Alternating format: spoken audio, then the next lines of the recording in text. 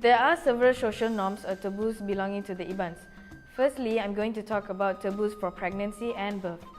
During the 7th month of a pregnancy, the woman and her husband begin to observe taboos.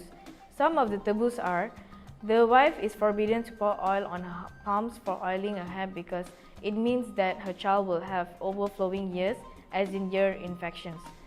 They are also not allowed to break an egg, as it means that the child will go blind. Next, they must not plant banana tree because to do so, they will have a child with a big head.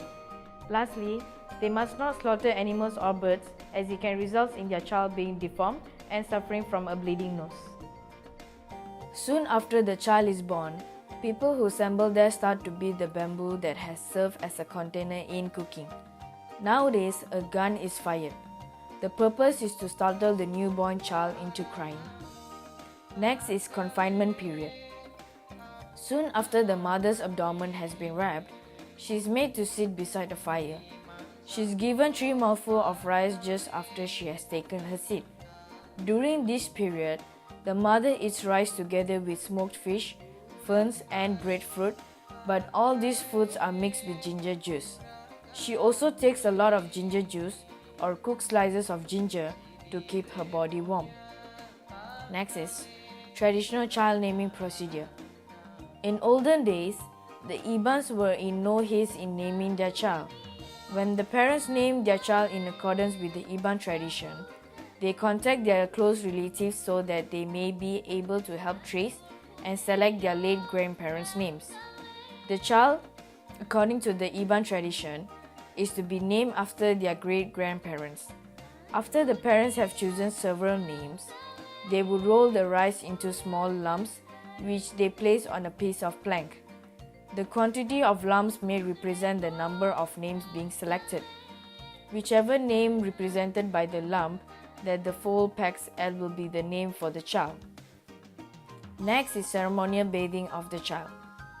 Following the traditional naming of the child, the parents begin to think of giving the child a ceremonial bath at a river. When the child is being bathed, the onlookers hilariously make a lot of noise. If he is a boy, one of the wings of the slaughtered fowl is then hung onto a shaft of a multi-pronged spear tied with a red ribbon. If the baby is a girl, the wing is fastened onto a hidden rod used by ladies in their weaving work. Later, a lunch is held at the child's family gallery for the guests, and this is termed as the child's bathing ceremony lunch. As the Iban children are growing up, they have the sayings such as just learning how to carry the gourd or just learning how to tie the loincloth for guys. So as if someone asks, how old is your child? Oh, she's just trying to learn the gourd. Means that she's just growing up, going into adolescence. By the time they're at the age of 10, the girls would have their own bedroom. And if she's the daughter of the local leader, she will live in a seclusion where she'll be served by her female slaves. She will not be learning how to cook, as everything will be done by her slaves, because it will be also expected on how she will be when she gets married. The daughter of the local leader's husband will be picked among number of warriors who has proven themselves in battle and is also wealthy, also known as Raja Brani. This is not practiced in the modern society anymore, since being in seclusion would mean not adapting and thriving in the modern world. The boys usually do not separate themselves from their parents to sleep at the gallery. The boys also undergo circumcision. Those who refuse to do so are labeled as kuluk, which indicates a coward. It is normal for a girl to reject a marriage proposal if the man have never killed an enemy before. The luxury items in the Iban were such things as gongs, jars, and cannons, since they did not have any currencies established before. Any crimes committed and they get caught doing it, sometimes you will need to be the slave of the local leader. There are also taboos when farming, like not to split the food with the animals because it may attract monkeys, or how they need to plant fruit trees so their children will not envy of the neighbors. In marriage, the man needs to get married sooner or later, and it depends on the number of sons in the family. The more sons they have means the later they can marry. Usually, at the age of 22 or 23, they'll get arranged marriage. They prioritize people that are close to them, like the first cousin. However, anything incestuous is still strictly forbidden and frowned upon. When an agreement has been made between the two families, a sword or a serval girdle is placed as an offering and a date would be fixed for the wedding. The women's side has a lot more preparation since they have to host the wedding.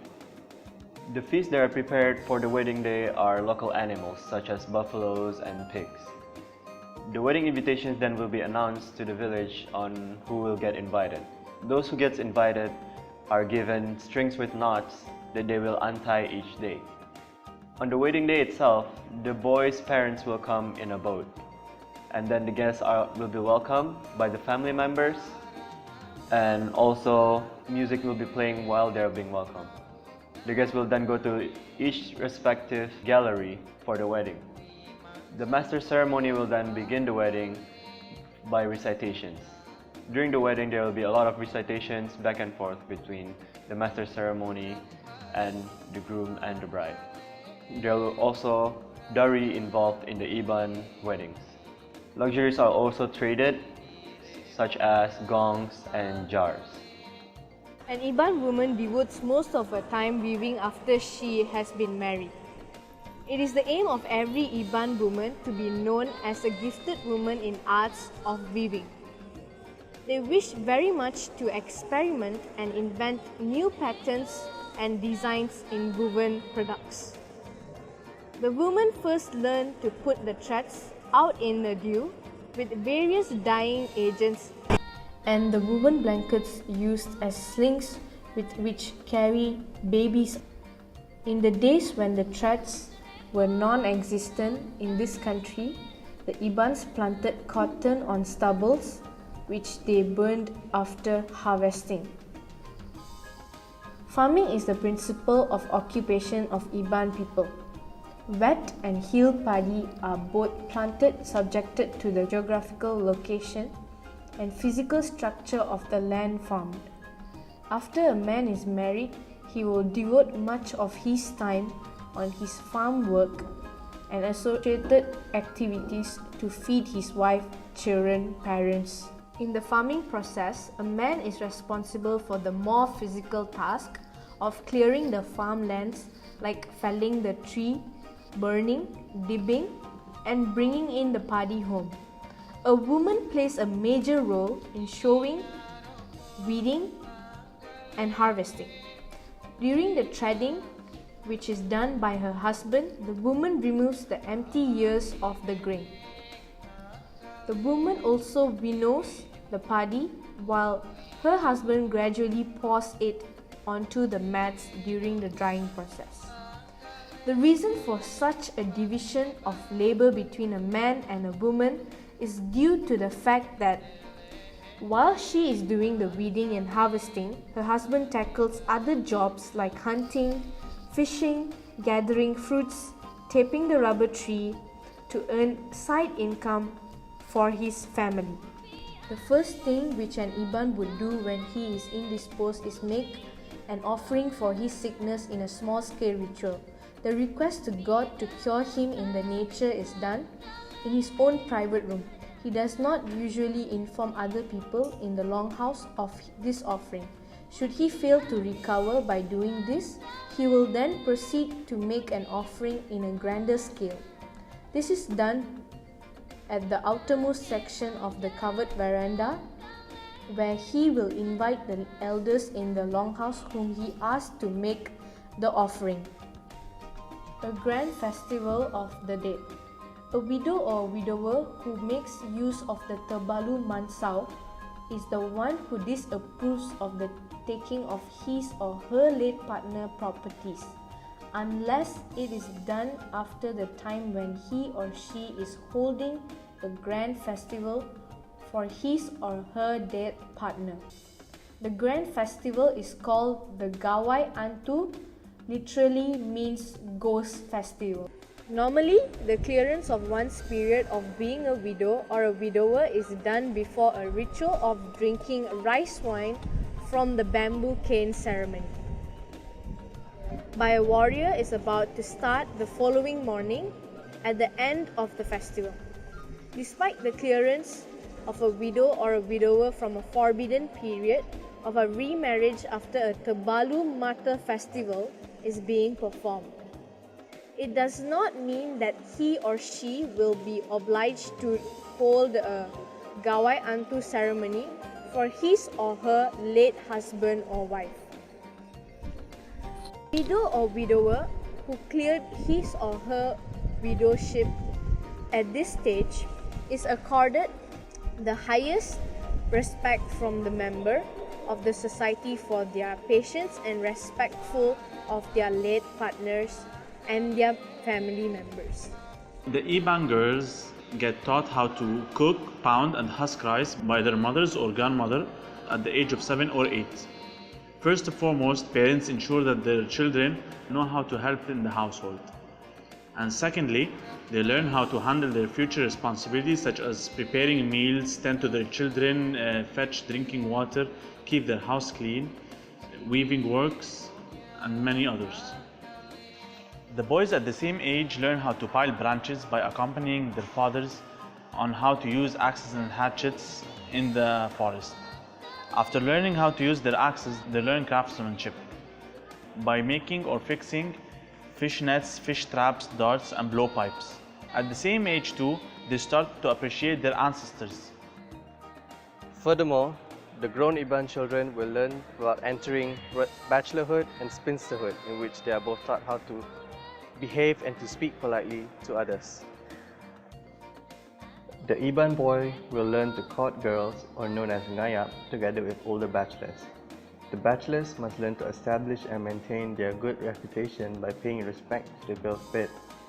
This courting activity is also a test of the young boys' courage and maturity, as they have to travel at night through forests, crossing rivers and swamps to reach the girl's longhouse.